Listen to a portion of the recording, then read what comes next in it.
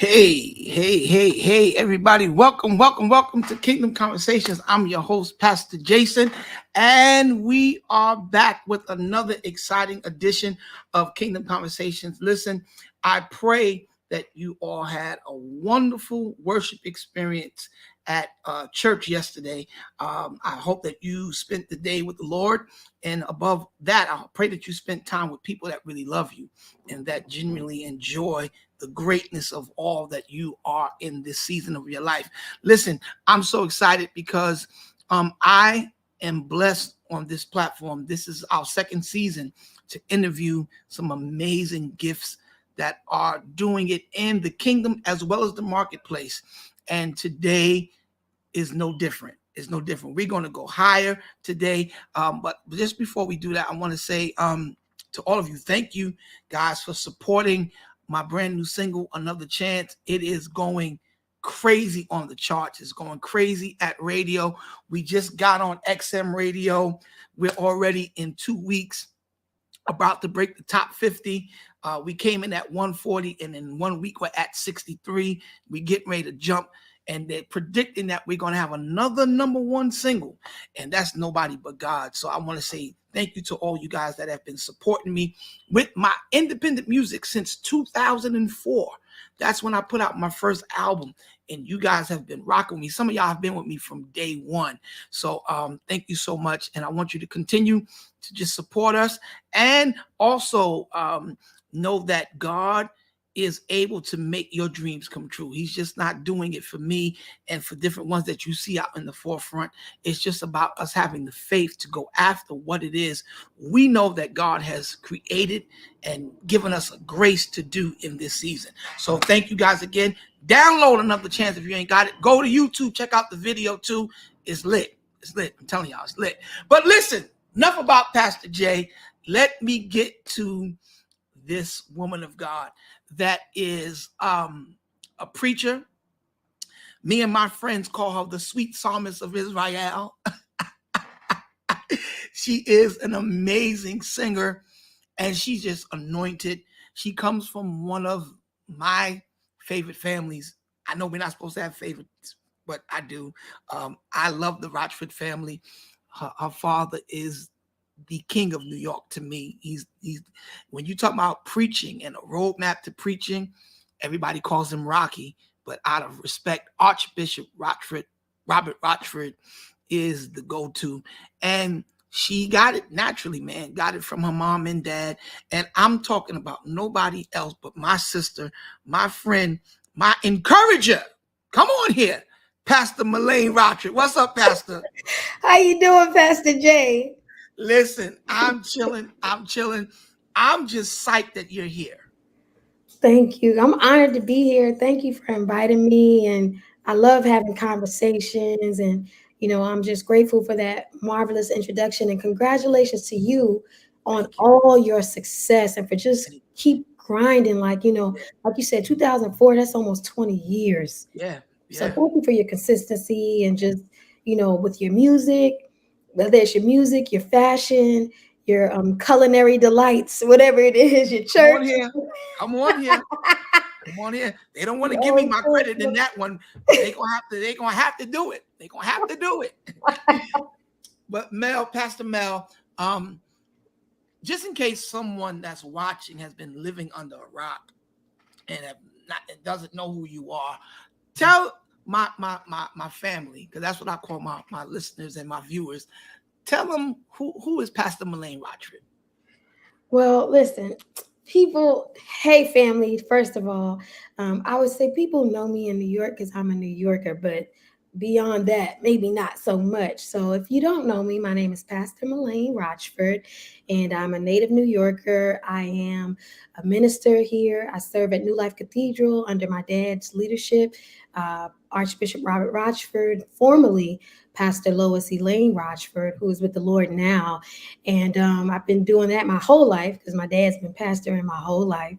And so I've been with him. I've also matriculated through various institutions of learning, such as Hofstra University and Drew University, and currently Virginia Union University. Got more degrees than a thermometer, y'all.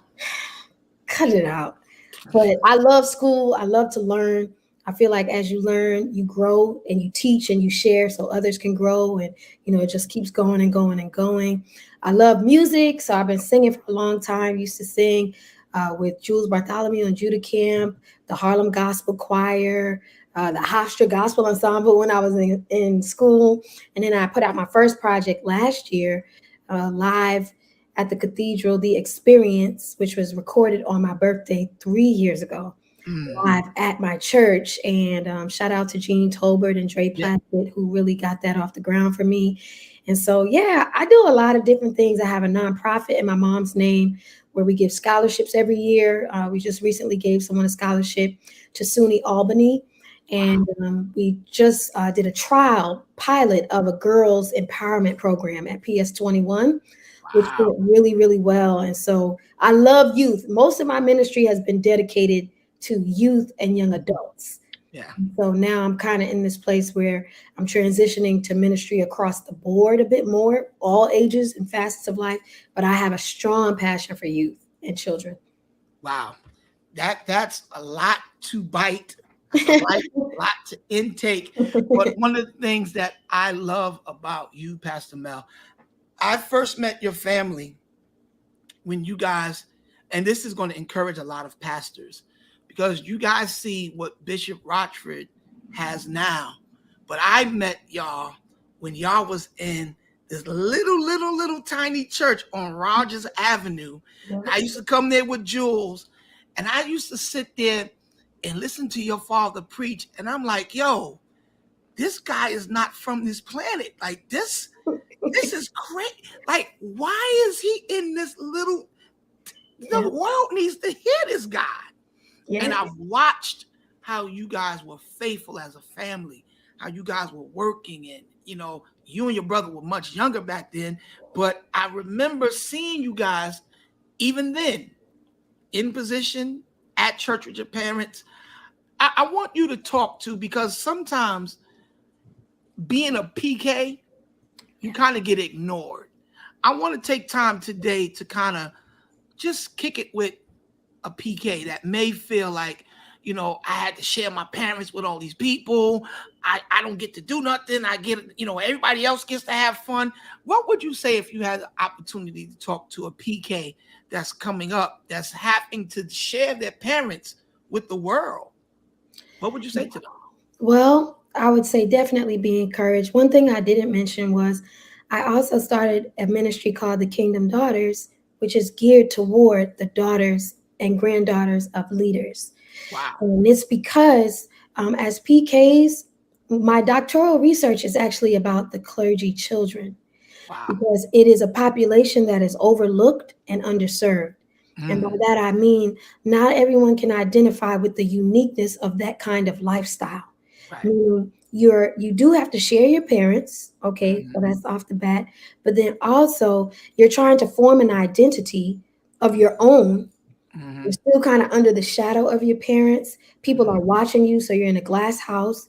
And God forbid you make a mistake of any sort, even if it's a mistake someone else's child made. It's like you're held to a higher standard that you never asked for.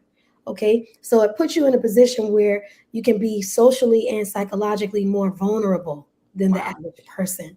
And Wow. so that takes a toll on you, especially if the family unit is not strong. Mm, So I've been blessed, thankfully, that my family unit, the original family unit, my father, my mother, myself, and my brother, was very, very strong. mm, And my mom shielded me and some people may say sheltered, but I would say mm, shielded myself and mm, my brother from a lot of things, even church stuff, church right. mess and politics and stuff like Mm, that. Our home was full of joy. Yes, we did miss our dad sometimes because our dad was evangelizing. He traveled a lot, that sort mm, of thing. Sometimes my mom would travel with him. mm, But she really kept that home a place of harmony and peace. They had a strong marriage, which I thought was also good a mm, model to look after. And right. so it really had an effect on me and my brother, where Mm, we never felt completely like just abandoned, like right. everything's about the church all the time. We went on family vacation every year Mm, with holidays we spent together as a family, whether it's maternal side, paternal side, sometimes both sides. right. Like you said, we were in 438. I lived there I was raised there essentially. Wow. We didn't Wow. move in there till I was like 19. Really? Yeah, so Wow. even when the church moved, we still lived there. Oh, So wow. people that don't know, we had a storefront. We owned the building. So it was Right. a storefront on the first floor and two apartments upstairs. The Okay. top floor was rented, and the first floor was us, where we lived as a family, and the second floor was rented. And for a long time, I even had to share a room with my brother. So Wow. like you said, with people's stories, my dad, he's often telling his story about when he got married, he didn't have really any money. Hmm. And my mom, he and my mom were working, just trying to make it happen. Then I came along, they're doing this work thing. He's pastoring from the basement because he started in Hmm. the basement Oh, first wow. Wow. before moving to the storefront. So literally, like, started from the bottom type thing. Yeah, yeah, yeah. So I would say if you're a PK, like, do the best you can to enjoy the journey. Like, Hmm. not everything has to be drudgery, Hmm. but really, I would say my advice to RPKs is build your own solid relationship with God. Right. Because as I've learned, my mom passed away. That caused my Hmm. family to change. Family was Right. broken because everyone was hurting. Everyone Yeah. was grieving. So then you Hmm. can't really lean on the family because everybody's hurting. The Right. church was broken because that was a pastor, that Right. they lost. Everyone loved her. So then you Hmm. can't necessarily lean on the church community. So Hmm. where do you lean? Sometimes we lean on the wrong things. It could be Yeah. alcohol, it could be sexual proclivities, or Hmm. all kinds of things, if we just be honest, you know what I Right. mean? Right. But if you have a solid relationship with God, when you hit those rock bottom moments like I Hmm. did, you can begin to navigate them with a level of grace that you didn't know God had given you to prepare you for that. That's So, powerful. Because I experienced that really bad because my two oldest daughters, I wasn't pastoring when I was raising them. But Courtney, my youngest, she is feeling it, because she just went the other day to go get a job, right? She started her new job. And when she walked in, she didn't know her supervisors from nowhere. Her supervisor says, I know who you are. And she was like, excuse me? She was like, what are you talking about? She's like, you're Pastor Jason's daughter. So mm, she called me. She was like, "Oh my God, Dad, I can't get away from you. You're everywhere. Everybody knows you." It's like, "Oh my God," and I'm trying to tell her, like, listen, it can work for you. yes, it can. Don't let it work against you because there's nothing you can do to change that. So Right. that might be a good thing if I can connect her with that program for you. Absolutely. Listen, I've Yeah. been trying to do the study part to give it more substance. So Hmm. it's not like just a girls chat, but no, there's actually research behind Okay. the lifestyle that we live Yeah, and it's why different. we need each other, It's different. So It's it's different. different. And I tell people there's just certain things, even with God, there's certain attributes about God that you won't know until you live it, until you need it. Like, you may have heard that God is a healer, but Amen. until you get sick, you really don't know until you experience some things. So that's good, Pastor. Um, let's talk about this music piece. You when I hear you sing, I could tell you studied me.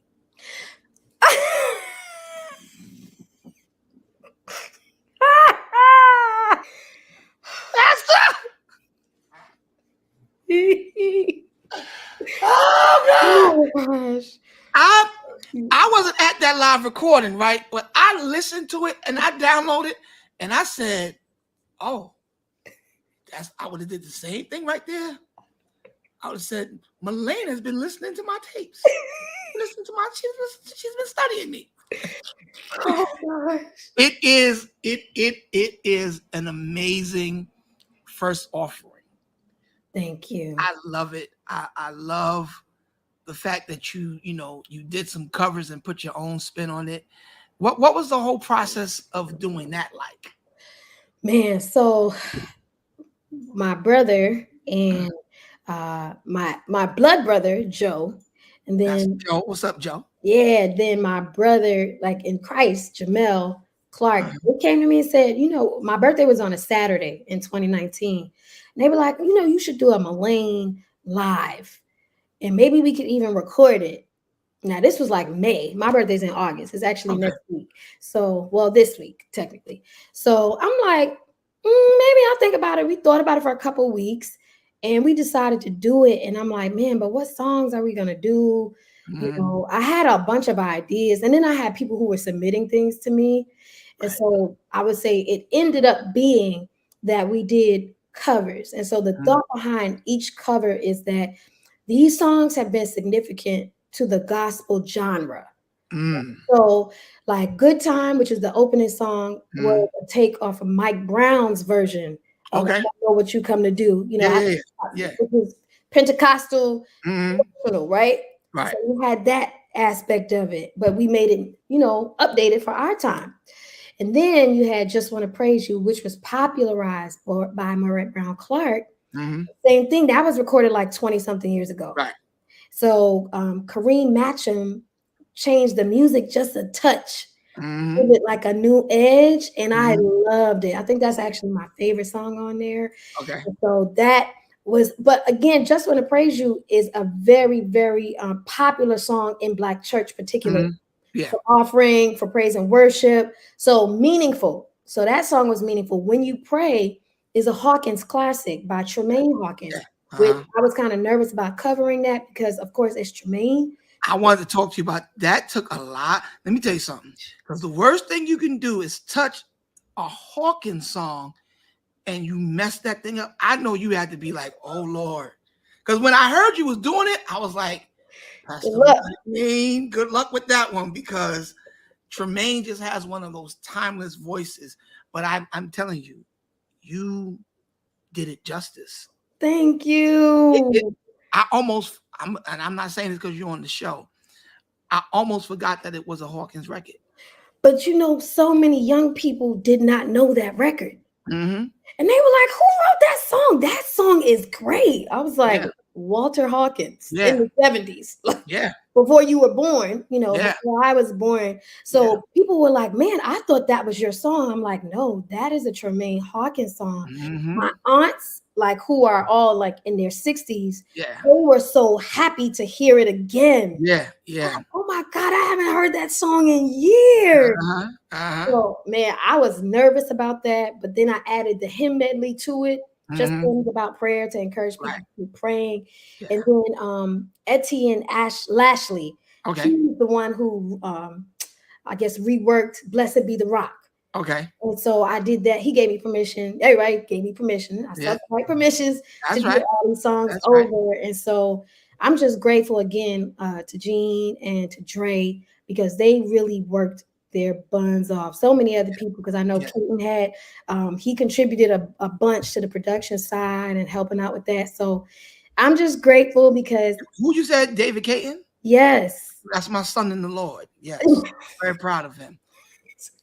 I released him. I said, now you go on over there and help Pastor Mel. Go on ahead. Because I'm from the old school. He don't do nothing without my permission. I'm just I'm just serious. No. So yes, I know he had some input in that. He was Yeah. producer extraordinaire. So Yeah. it was really, really, and I want to thank God for everyone that came out that night because Mhm. that helped It me was to packed. finance that I project. saw the video. It was packed. It was packed. A But lot you of know what, people Mel? supported Everybody loves you. You know what I'm me. saying? You Thank you. you you are one of the most consistent people that I know. Thank I've never encountered, and we've been friends. Whew, I don't want to tell your age. No, I didn't say my age. I want to tell your age. But it got to be over 20 years now. It has to Nah, be. probably more than Maybe that. longer than that. Yeah, probably 25 or more. Yeah, I'm talking about going back to LaGuardia days. Yeah, because I graduated from LaGuardia a long time ago. So Because that's I never went to LaGuardia. I just started playing the semi-annuals when I was a kid. okay. I was doing the semi-annuals when I'm talking about Victor Cook and them. Oh wow. Yeah, I was like 15 years old What? doing playing hooky, going up to y'all school. And I don't even know how I graduated high school because You know what? I'm serious. I was in the cafeteria at LaGuardia playing spades every other day. That was a big thing. Yes. Yes, And it we was. was dead. I'm talking about Miss Del Val. said to me, she said, son, why are you always here? What? And so whoever never went to LaGuardia, Mr. Val he was a very strict teacher at LaGuardia. She Yes. said, let me talk to you. Why are you always in this building? You don't even go to this school. Go to your school. So, but yeah, so I you have been consistent all those years. I don't remember, and I'm sure you've had your days when you were not in a good mood, different things, Of but course. you have tapped into something that I think a lot of leaders, and this is a perfect segue, especially pastors. I think we have to always operate, number one, in the spirit of consistency and humility, because our job is not to point people towards us, but to always point them towards Christ. And now that you're shifting into this pastor mode where your dad, who we got to give kudos. Sorry about the soundtrack from Brooklyn, y'all. This is the soundtrack from Brooklyn. Welcome to Brooklyn. Yeah, this is what we do. Um, I think it's commendable to see your father and guys like Bishop Figueroa, who are in their right mind, Yes. actually set up apostolic succession that we can see, that we know without a doubt that your father laid hands on you and your brother and said, you guys will take this ministry to the next level. How, first of all, how is that coming under? I know that's your dad, but just sitting under that preaching machine, like I don't know how y'all take it every week. I would be like, you know what? I would be stealing all his messages. I'd be like, all right, Bishop, I'm going out of town, but I'm going to preach that. I'll give you your tithe, but I'm going to take, because your pops, I've never heard him have a bad day. No. Me and your father did a funeral together, and he preached a message called The Death of Death. Melaine, I could have, the people was looking at me like, what's wrong with it? I'm screaming like it's convocation. I'm like, preach, Bishop, preach. I'm just sitting there like, yo, this guy's mind is phenomenal. How was that growing up in the house? And we're not even going to talk about your mother yet. We'll talk about her in a little bit. But how was it growing up with your dad? Well, I don't think my dad's been preaching since he was 15. Oh, wow. He's 70. So, Wait. Your father's 70? yes, he turned 70 this year. You tell Bishop that Pastor Jason said, I need to know what kind of water he drinks, because that man don't look 70. Yeah, he's 70. Wow. So, which is up there, but he's so youthful and he's very healthy. Mm-hmm. People never believe. They're like, nah, it's no way. Nah, he does not look 70. He's 70 years old and he's been preaching since he was 15. He gave his life to the Lord at 14. And so I greatly admire my dad in terms of his preaching ability. And even recently, I've been meeting a lot of people who have known him, like say before he was married, his 20s and late teens. And they were like, he was always a preacher. He was always phenomenal. He was always powerful. Even as a kid preacher, he was. And the late Bishop Frank Otherwhite used to tell me that all the time. He said, Dad used to preach for me 16, 17 years old. I couldn't believe it. Greatest preacher I know. Greatest preacher I know. Like, he was so doing it. And I was just like, wow, he's such a jewel. So precious. And I have to sometimes separate that he's my father from my bishop, my pastor, but then this phenomenal preacher. So I can respect all of those titles, all of those roles. And he recently preached a funeral for someone who passed in our church. And I mean, Pastor Jay, like literally, I was sitting there like, what is happening right now? What is happening right now? Crazy. Like, this is nuts what this man is doing right now. Yeah. And so I respect him. I'm grateful I was able to grow up under that level of word. Because now, I'm not really moved by a lot of fluff. I'm like, that don't move me. Like, I really want to know what you're actually talking about. What you're saying, how you're like breaking down the scripture to something I never would have thought of, never considered. all kind of revelation. And I'm not, of course, I love hooping and now my father doesn't really hoop like he can, He goes there. but he He goes. he does go. He goes. And so I just sometimes I'm really in awe of how God uses him. Mm, And I tell people all the time, I am not him. mm, You know, if you invite me, you invite me for my grace and ability, not for his grace and ability, because it's very, very different.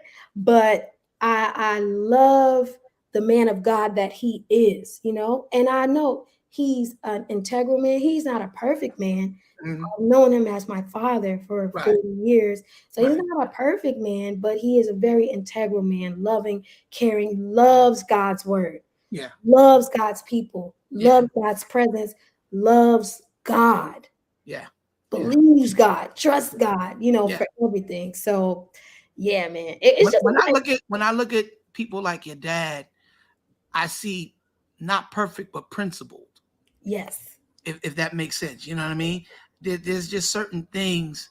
Even like I remember when Bishop Jonathan Shaw was meeting with a bunch of us to try to get together this event that he wanted to do, and it was at your church, yes. and I got to stand around and talk with the senior leaders, and your dad was in the circle, and your dad is actually funny. Oh, Bishop Rochford got a crazy sense of humor, yeah. like he was like one of the guys, and I was just standing like, yo, I'm sitting here laughing with Bishop Rochford. Like he don't like. There's certain people I don't play around, and like when your father come around, I just get serious. I be like, I don't. I'm like, yo, I can't listen. We gotta be Bishop Rochford. We can't act up. We can't. We gotta live right. I don't know what we gonna do when he leave, but while Bishop Rochford is here, we gonna talk right. We gonna. You got. That's just the type of presence he's always been in my life. And I remember one time, and this, I'll never forget this. I was at the church and I forgot what I was there for. And your father laid hands on me. Man. And I mean, I have not been the same since that day. Wow. My desire for wanting to get back into school, all of that Yeah. ignited the day because I hated school. I Wow. hated it. And here I am in a few weeks about to start on my master's. You know what I mean? It's like Better go ahead. this guy, Bishop Rochford, man, when he laid hands on me, I don't know. I just turned into a bookworm or something. I was like, man, I yeah, because when I tell you I hated school, Mel, I hated school. But when he laid hands on me, that's when I got a desire to read more and go back to school. And now I'm looking like, man, I was a salutatorian, then the valedictorian. Come Yeah, on. yeah, it's like that's impartation because Yeah. I did not have it before. Wow. And you And know that what, Jason? He's Pastor J. He Jason is is fine. in he's in Virginia Union as well for his doctoral degree. Wow. And he's his paper is about succession. Wow. This has been a passion of his for a very long time. Wow. So he's writing about it because he said too many of our churches have no plan. Yeah. And it causes the sheep, you know, to be scattered and just Yeah. chaos and Yeah. all kinds of things. So he definitely, he said when he was a teen in high school, he used to walk in with his big old Bible and they used to make fun of I him. can see But Bishop Rockford doing that. I can see him doing that. I can see it. he was I on can see it. fire for the It Lord. paid off though. It It paid paid off. off. Because I'm telling you, I've I've been preaching now close to 20 years. I've had a lot of bad days preaching. I ain't gonna lie to You you. know, But I have never heard your father. I'm impressed. I'm impressed. I'm gonna tell you. I'm impressed. And people ask me all the time, who in New York, who's my top 5 favorite preachers? My bishop, Darrell Hill, yep, Bishop yep, Rochford, yep, Hugh Rogers, because I yep. just love Bishop Hugh Rogers. My former bishop, Bishop Perry Lindsay, he's home with the Lord. Mhm. And the last one would be my mom. What? Yeah, my mom, she, and it's crazy because I now pastor my mom and dad, which Wow. is a whole nother thing. And my mom is my assistant pastor. And that's a whole thing right there. It's like, and my mom's from the old school. She don't do anything without asking my permission. And that's so Wow. weird to me. I'm like, she'll get an engagement. She's like, Pastor, is it all right if I go? I'm like, you're my mother. What are you doing asking me? She's like, because you're my pastor. Yeah. Yes, I had to get used to that. So it's funny. But let's shift a little bit because I want to talk to you about this church girl piece. Now, I gotta tell you the truth that I didn't even listen to the song yet. Did listen to the song? Oh no, you gotta listen to the album, Melaine. Let me tell you something. It's a good album. I- well, you know what's crazy? I went to a bridal shower Saturday, Mhm. and it was a song on, and I'm just like, at the table, like, Right, right, right, so right. it was another young lady, I didn't know her. She was like, "Yeah, girl, that's the kind of energy we need at this table." Like, Yeah. yeah, whose song is this? Everybody looked at me like Beyonce. I was like, "Oh, my But bad." see, where I'm going with this is, first of all, do you consider yourself a church girl, Um, at this point, I consider myself a church woman, a church woman, but I was a church girl a at church one girl? point. And so where I'm going with this is, I know that what Beyonce has done with that song and the label that was created, but when I look at you, I think you're such a dope example of what a church girl, a church woman, young lady should do. You're well traveled. You Every time I look up, you are somewhere across the world. I'm like, what is happening? And I told you what I didn't, some things I did. I was like, she Cut kept it it out. on, yeah. I said, now, Pastor Mel, get that right here, because come up in the Holy Ghost. But I looked up one day and you were leading worship on the Galilee Sea. Was it the Galilee Sea? Mhm. That's crazy. Like how see that because people think when you come to church that you got to be boring and that you lose your swag and you got to be this old dried up old lady. No, Pastor Mel is living life, traveling and doing it with clean fun. He's not Yeah. out there twerking and doing all this other crazy stuff. You ain't gonna find no crazy videos, Pastor Mel. She's out having a good time, showing girls your age, young ladies your age, that it is possible to be single, Yep. fly, traveled, make money. Because Pastor Mel got money. I'm gonna send her my cash app as soon as we get off the line. Praise the Lord, see what she'll do for me. Come on here. I'm trying to see something. I'm asking for a friend. It ain't for me, Pastor. I'm just asking because I'm trying to help somebody else. But how important is that for you to be as balanced as you are? And how does it feel leading worship on the Sea of Galilee? That's crazy. Listen, man. So leading worship, I was able to do it this year and last year, and it's to God be all the glory because I've always wanted to go to Israel. I had a Mm, strong passion and desire for Israel because of reading the scripture and, just wanting a deeper experience right. than just Sunday morning, just Bible study, Sunday school, which all has its place.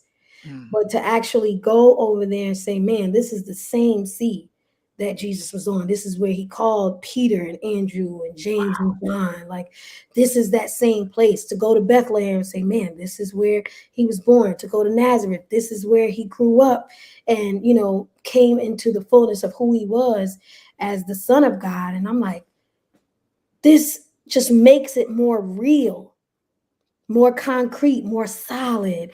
And so I'm grateful to be a product of the Black church, mm, you know, and to be a Black church girl now, Black church woman.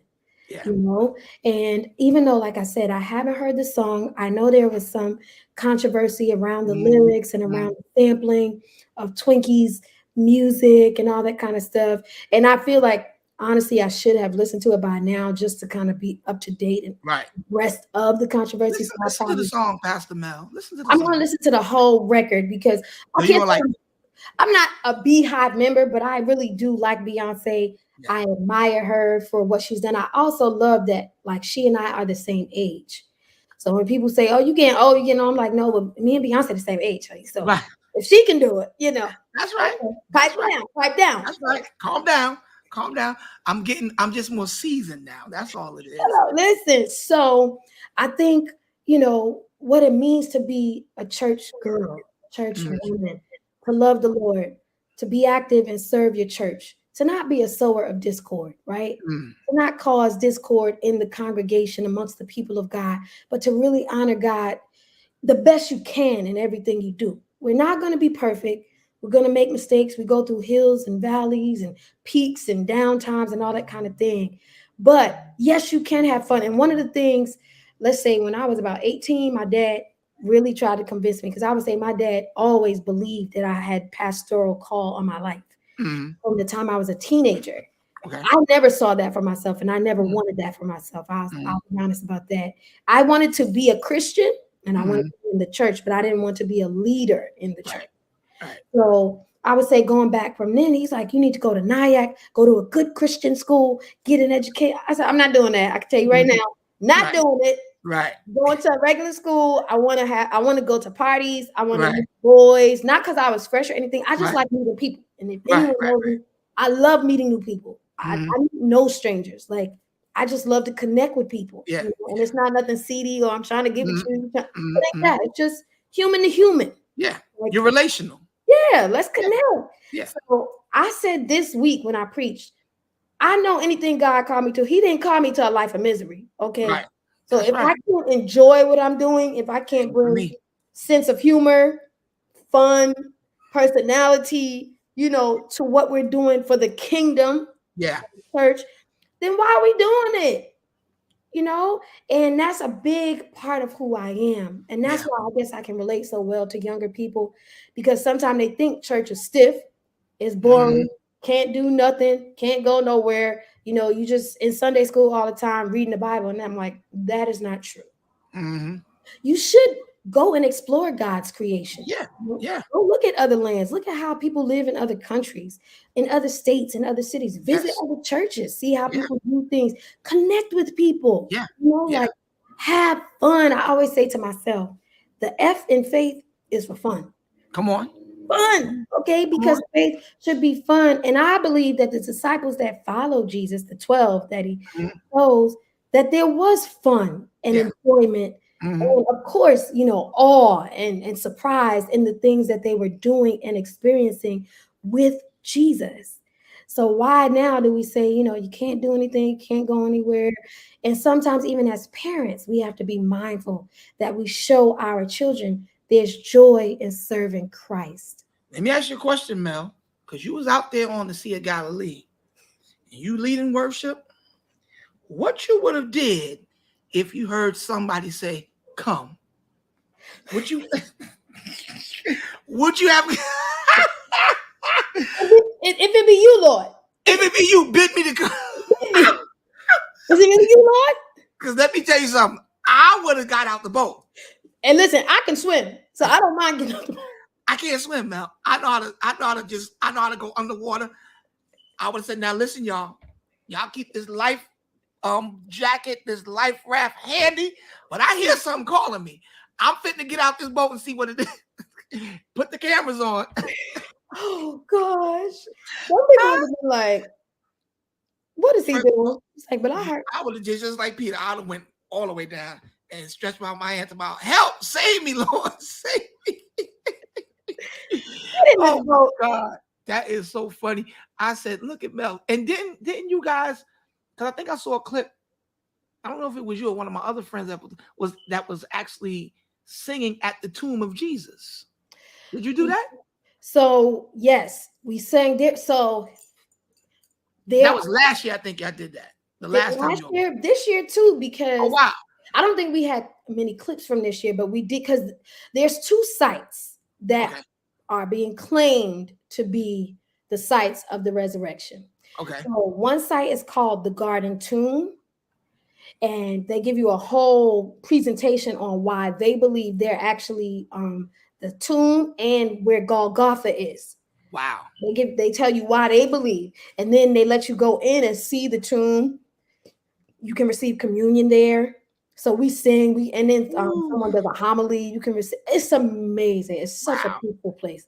So that's one site. The other site is the Church of the Holy Sepulchre. Mm, Now that site is a bit more orthodox. okay. So it's inside of a church, very Mm, large church, and it's a bit more strict, like dress codes and stuff like okay. that. And they believe that's the site also of the crucifixion and of the tomb. And so Really? they let you go into this inner room where they believe the tomb was.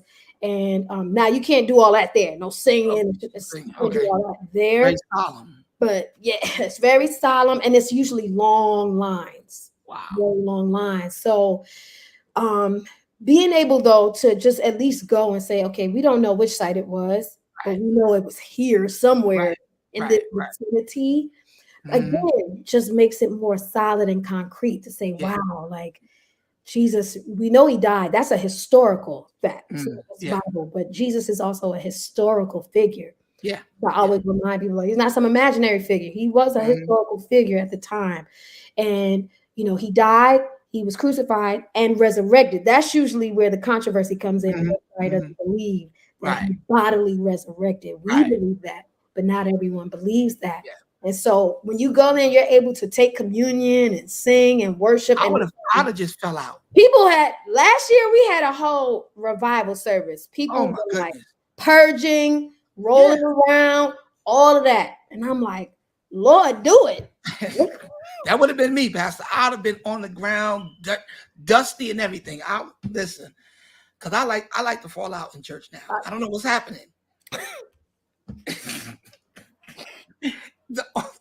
I'm not playing with you, Pastor. I'm trying to be serious with you.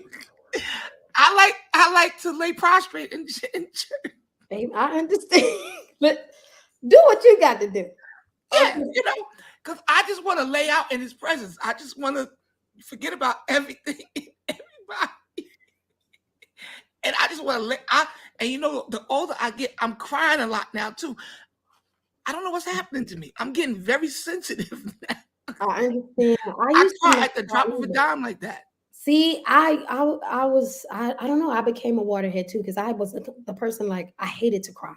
Me too. But now I'm like, dang, I It's feel like something. the spirit of Okay. TLC is on me.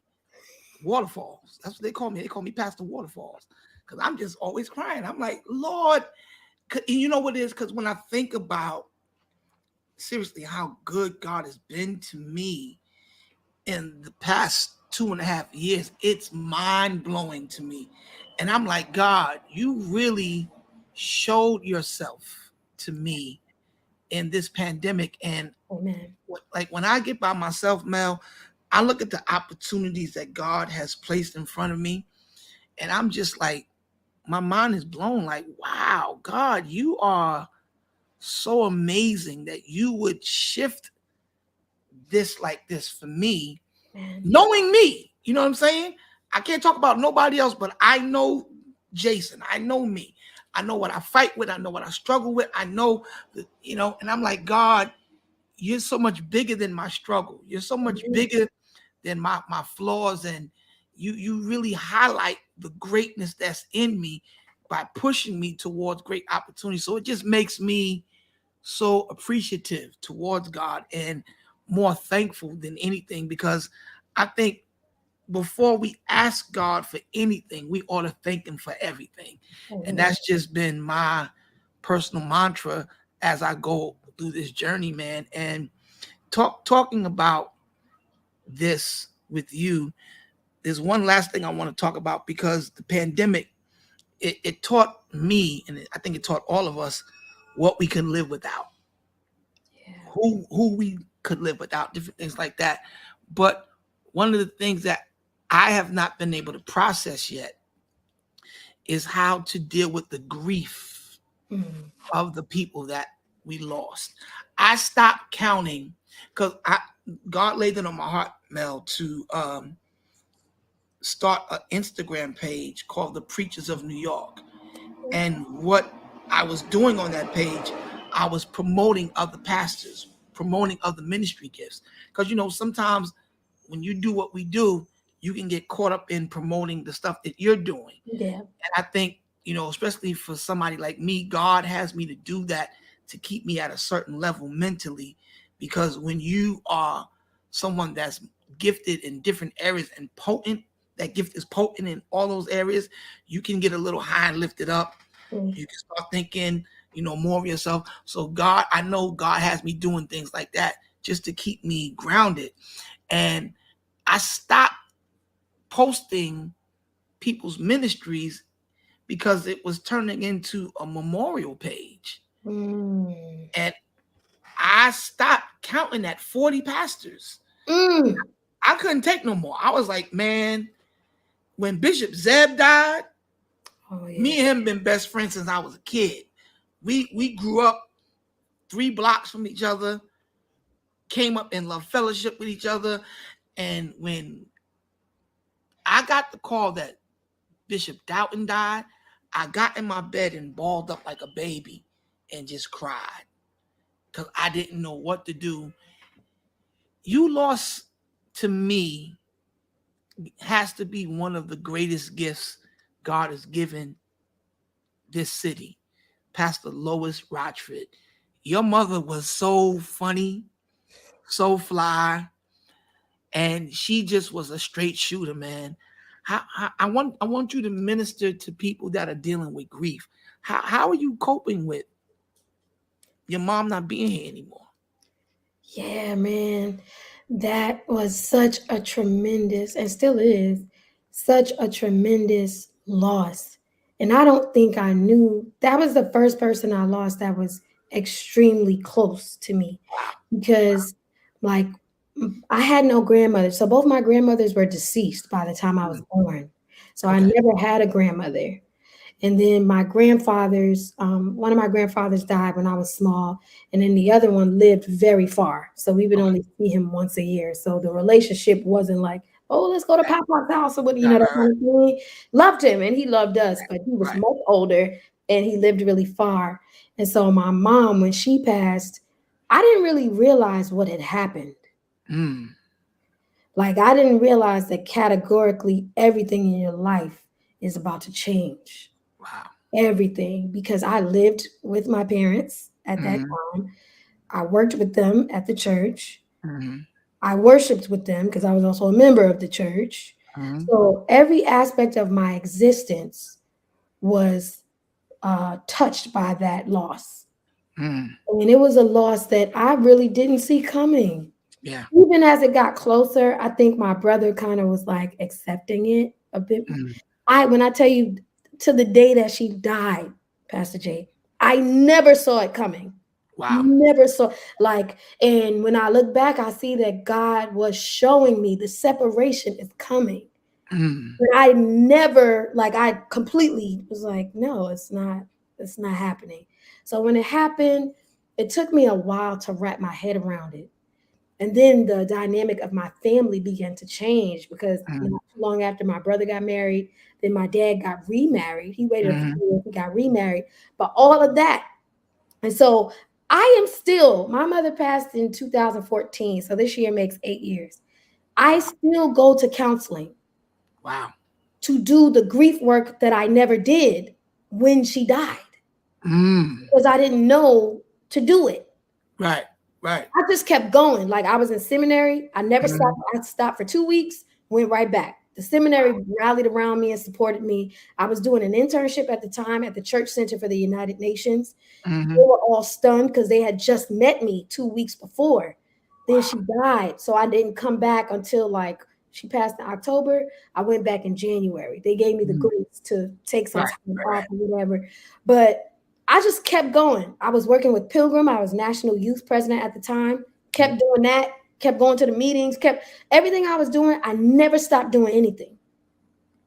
And now I'm like, I would say when COVID hit, I think that came to the surface. mm, Therapist said, you never really grieved the loss of your mother. But what you actually have to grieve is not just the loss of your mother, but the loss of your family as you knew it. wow. So you're grieving a lot of things. It's not just the loss of this dynamic person who was like a mother, a grandmother, a sister, a pastor, a confidant. And I was really spoiled by my mom. Like, and Mhm. I'm not embarrassed to admit it. My mom, she bought me everything pretty much that I had at the time. You know, she was the shopper. She bought me Uh, clothes. She uh, took me out to eat. We go get our hair done together, get our nails done together, get mhm, our hair together. She go preach. I go. If I had to mhm. be somewhere and she was available, she would come. Right, She right. was like my road dog. Yeah, yeah, You know, if you see her, you see me. yeah. You All the see me, time. you see her. Yeah. So it was like my soul was ripped away from me, like my Wow. soulmate. And even my dad would tell me to this day, he feels like my loss has been the greatest because Mm, when I lost her, then I lost my brother to marriage and I lost him to marriage. Because, you know, mm. when you get married, you set Gotta off on a clean. different Yeah. trajectory. You Right, leave and you cleave. right, So then I'm standing there like, well, wait a minute. Nobody's cleaving to me. My mother's cleaving to the Lord in eternity. Okay. right, And Joe's right. cleaving to his wife. Dad's cleaving to Uh, his wife. And I'm over what here like, about me? what done happened, Jesus? Right. So it was a very, very painful journey. And Mm, so now I think I'm really getting to the other side of it. mhm. And I'm grateful for that because there was a lot of dark days, man. Yeah, Hard yeah. times, dark days. The pandemic, I think, only exacerbated it because I live now. I moved from where I was living with my family. I live on my own now. Mm, And so I was isolated again, even more. We couldn't go, we couldn't get together. You didn't want to go to mhm. nobody's house. You didn't want them in Yeah, your house. I yeah. don't want to get sick. I don't want, Right, you right. know. So I would say to those of you who are dealing with grief, please, I say this to everybody. One, be gentle with yourself. Mm, Be gentle with yourself. Don't allow anyone to say, well, you need to be over that by now, you know, because people say, well, Bishop done moved on. Bishop done. I said, that's Bishop, okay? right, And God right, bless it with all he's doing. right. As for Melaine, I'm taking my time, Mhm. taking my time to get the healing that I need because I'll never be loved like that again. Mm. Like with a mother's love, you know what I Right, mean? right, right, right, right. Like there's no love like a mother's love. No, no. And people know how my mother felt about her children. Oh yeah, oh yeah. So it's kind of like, dang, like I really lost that. You know, it's with me in spirit, Yeah. but I lost that. But what God has given me more of Himself, you know, more of His tenderness and compassion, which, you know, sometimes I would feel bad like, should I be better by now?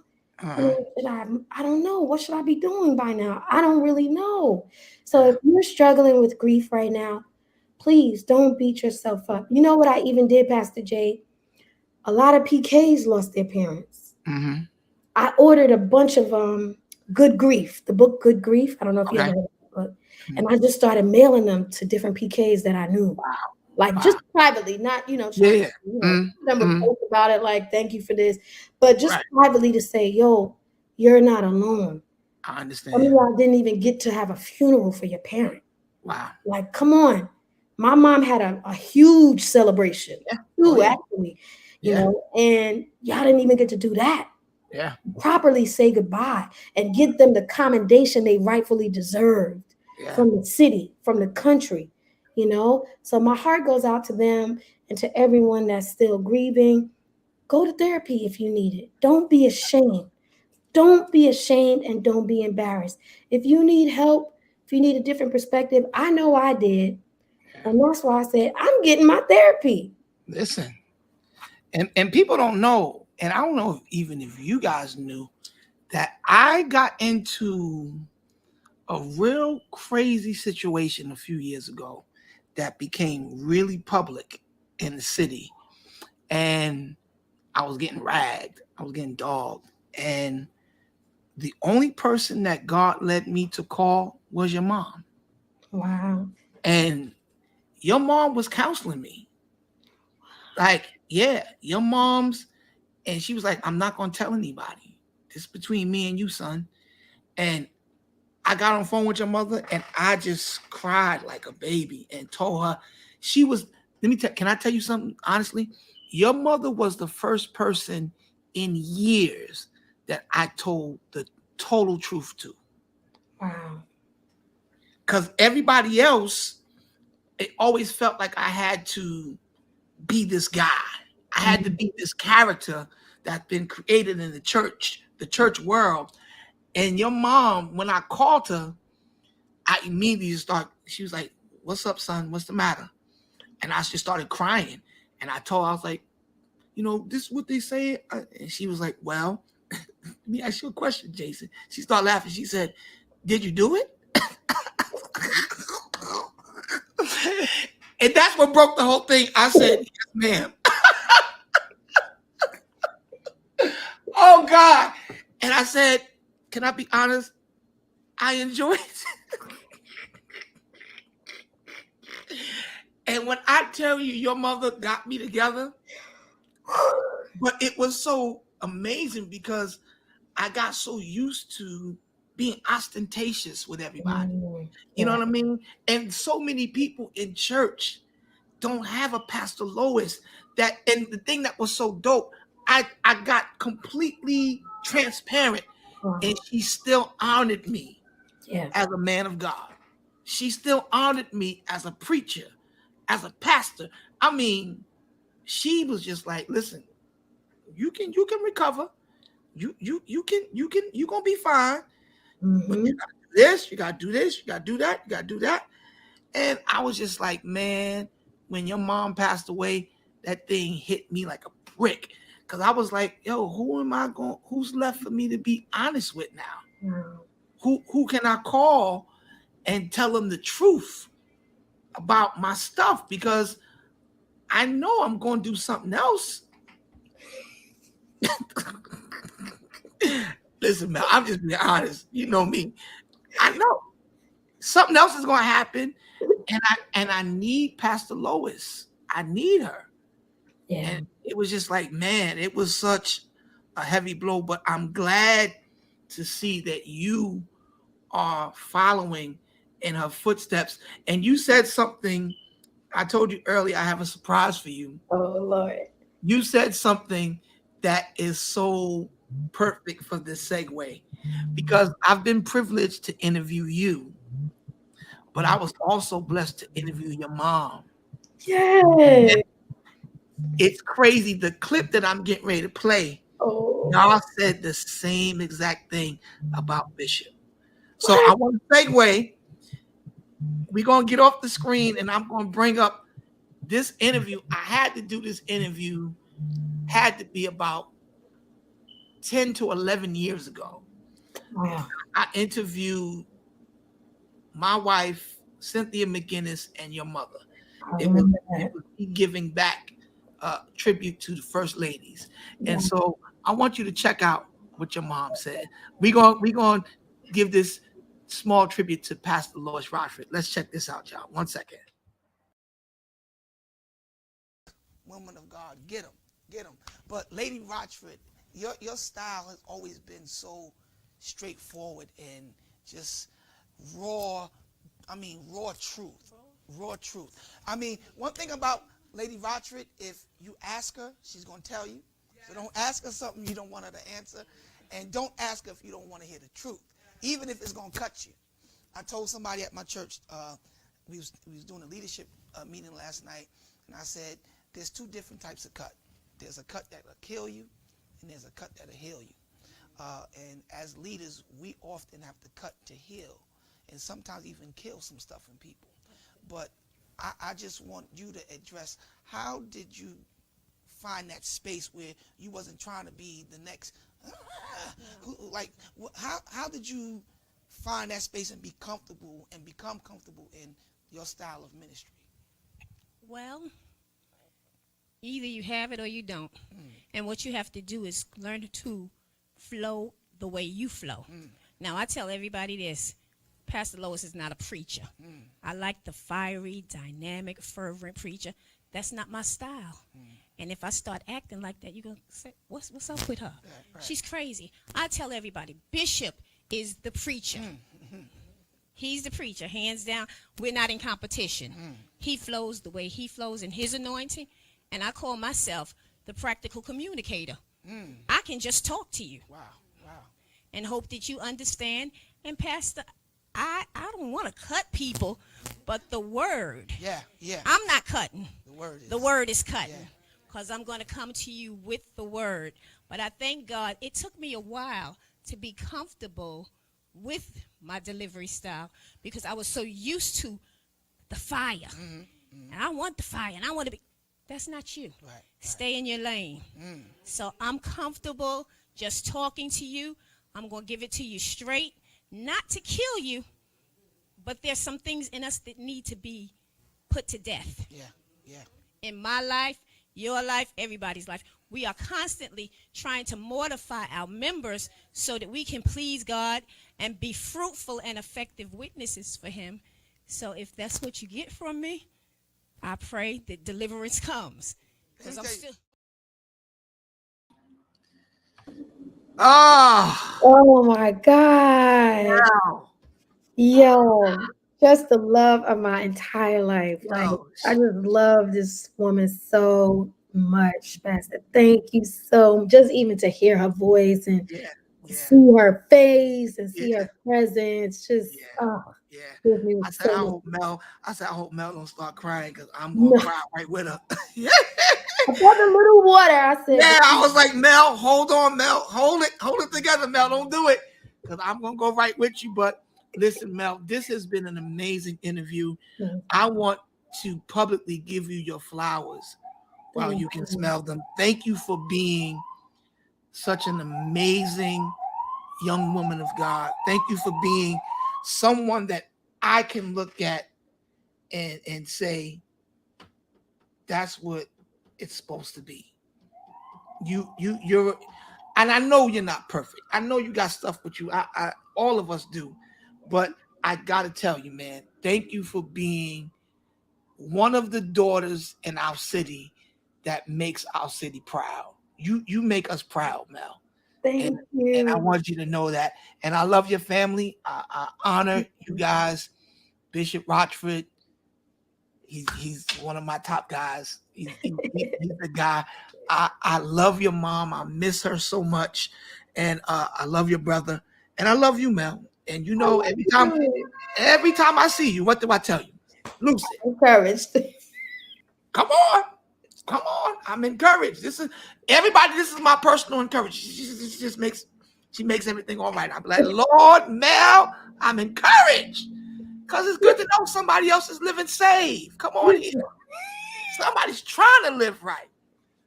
Sometimes, I think I'm out here by myself because You I'm around know, David Caton all the time. I'm like, this young man don't got it. I told David Caton the other day, I said, you anorexic in the spirit. You need to get somewhere and get some food, some spiritual food. Yo, Mel, I love this. This is one of the best interviews that I've done. thank This is my you. second season Okay. doing this show, and we've had, I mean, everybody on the show, That's but awesome. but this is amazing. And I want you to know that anytime that you have anything you're doing, you have an open platform to come here and promote. We Thank want we you. want to let you know that you got our support. Um, are you doing any more albums? Are you going to do something else? Well, I'm looking to do a single. Actually, Okay. probably first quarter of next year. Okay. Not another full album. It's something studio based. Okay. Okay. Just to try something different, Okay. and also to do another Christmas book. I forgot to mention I've done a couple children's books. I did a Christmas Nice. book and an Easter book, talking about the first Christmas. But this book would actually be about the wise men following the star. So kind of Nice. like a continuation Nice. of that Christmas story. Let So me tell y'all something. I love this. I'm here for it. I just think that God put all these gifts in us, and it's a slap in the face of God if we don't release all this creativity. yeah. I'm working on. I got my first book out. I got two anthologies that are out. The last one we put out is an international national bestseller on Amazon. Yeah, it's crazy. I'm telling you, man. I don't even talk about everything that God has done because I don't want to sound like I'm bragging, but I'm Yeah. like, yo, this we're in the prophetic. We're under open heaven, Listen, and walk in it. there's no excuse for anybody not to be getting it because God is like, if you step out and do it, I'll put my oil on it. I'll put my hand on it. Because Mm-hmm. the kingdom of God, people need to know that you don't lose anything other than what should be lost when you come to God. You Yes. gain everything that should be gained when you come to Him. And I think it takes, especially the younger generation, for people to see, like, yo, you don't got to walk around in a suit every day. You can No. put on some sneakers and, you know, you don't have to wear the big gold chain every day. Nothing against nobody that does it, but I can't do all that. I can't wear no collar every day. That pin in the front chokes me when I put it on. I don't. It's very uncomfortable. And the thing is right here, I don't Very like it. tight. Very tight. Yeah. You know what I'm saying? So it's just good to see that you can be saved young and fly and love God with all your heart and all your soul. And so thank you, Mel, for just doing and being who you are. If anybody wants to contact you, how do they get to you? Well, my social media, you can friend me on Facebook. You can follow me on Instagram. It's at Mel Rocks. That's MELROCS. Same thing on Twitter and TikTok, I think, and Snapchat as well at Mel You Rocks. want to, you want to snap? Yes, but I don't really use it. Them and Me TikTok, neither. I have to do Yeah. better with both of those. But because that's where the kids are really at too. Yeah, they heavy on that Snapchat. Yes, Snapchat is very tricky. I know. Be careful. Be careful. Be careful on that Snapchat, beloved. Be very careful. In the words of Bishop Walker, be very careful over on that Snapchat. Be very careful. So you can reach me there. You can also email me at melrocks, that's MELROCS at iCloud.com. And looking forward to connecting with more people and kingdom-minded people who love the Lord. And yeah, I want to say thank you, Pastor Jason, for inviting me onto your platform and Yes. just again, your consistency, your confidence, and not just in God, but in your gifts. It's been a great example to me because I'm a bit of a shy person. People may not know that about me. I But didn't. I never got that from you. I yeah, never. I'm a very shy person. You So, sure? I think yes, I especially never. when it comes to singing and See, you know what? I don't like. See, I don't like people it's like you. Let me true. get you together real quick. All y'all people that can sing, be talking, and here it is, me with my old scratchy voice. I'll just get up and just go. Listen, on the Billboard charts. Come on. I'm like, come on, just get. Where's the mic? Pass it on over here. Give me a little piece. Bishop Walker. Bishop Walker was at our church, at my bishop church. He was doing a concert, and they on stage killing. He brought the whole band, and the whole time he's singing, I'm mouthing to him, "Give me a piece." And so he tried to concentrate, and he every time he looked at me, I said, "Just give me a little piece. Just give me the mic." Like I'm always ready. I just love to sing. You know what I'm saying? I If get I could nervous. sing like you, they can't shut me up now. But if I could do all that stuff you do, Mel, listen, they would never shut me up. They'd be like, "Oh God, we can't with him. We can't."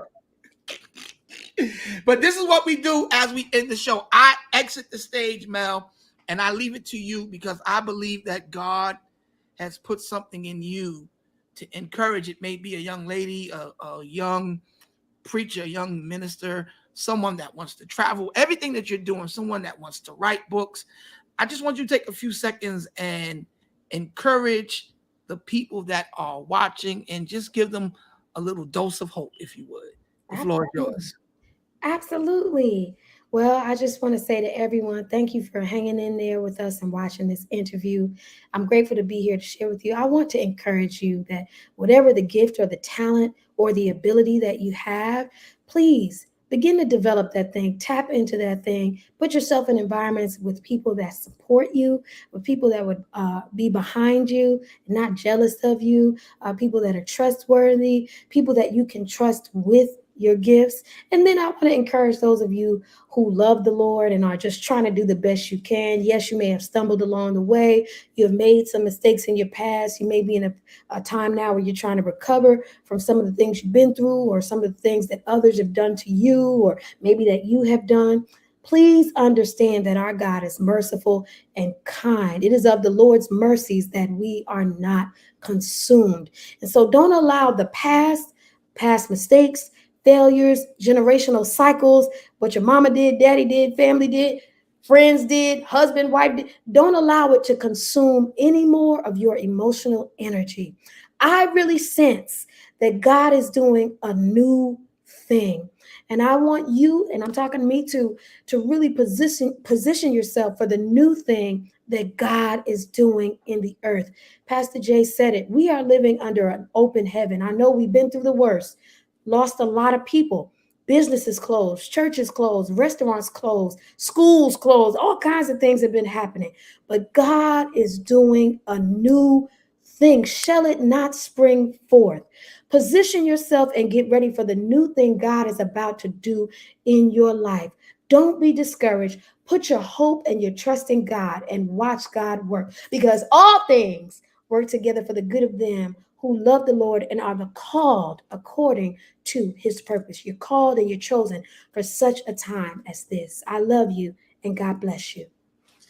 Listen, everybody, that's Pastor Melaine Rochford, my friend, my sister, my personal encouragement, and just all around one of my favorite people on the planet. She's gifted. Thank I you. want you to go support her ministry, her music. Let's check out her books, everything that Pastor Mel is doing. I want all of my supporters to shift over to her platform and support everything that she's doing. That's how we do it on Kingdom Conversations. Pastor Mel, thank you so much. This has been amazing. I'm not going to hold you no more because I know you got to get ready to go preach, or you're going to Africa, you're doing something. But wherever you go in grace. We Thank love you. you, Love Pastor you, Mel. Pastor. Thank you so Love much. you. We'll talk to you soon, all right? Yes, sir. Bless you. Listen, everybody, that was Pastor Melaine Rochford. Wow, what an amazing interview. I am so honored to be connected to great people of God like her. Like I said, her and her family are one of the jewel families in our city, and we honor the Rochford family. And I want you guys, again, to make sure that you support everything that Pastor Melaine is doing. Follow her. She's worth following. Young lady, she is worth you connecting with. I'm telling you, she will help you get yourself together. I'm telling you, man, this is just a great time for the right connections. We've lived long enough being connected to the wrong people. Let's allow God to connect us to people that are ordained to take us to the next level. Well, this has been another episode of Kingdom Conversation. I want you to make sure you tune in next week. We got a special surprise guest for y'all. I'm not going to tell y'all yet. Y'all find out sometime during the week. But remember, you've been called and created to be something that nobody else has. And the only person that can stop you is you, which makes you unstoppable if you get it in your mind that you can do all things through Christ. I love you, and I'll talk to you all soon. Mel, don't go nowhere. Stay with me just a little bit for a few more minutes. But everybody else, check out uh, the new music. And everybody, let's make sure that we are tuned in, because next week's show is going to be even crazier. I love y'all. Kingdom Conversations, Pastor Jay. I'm out.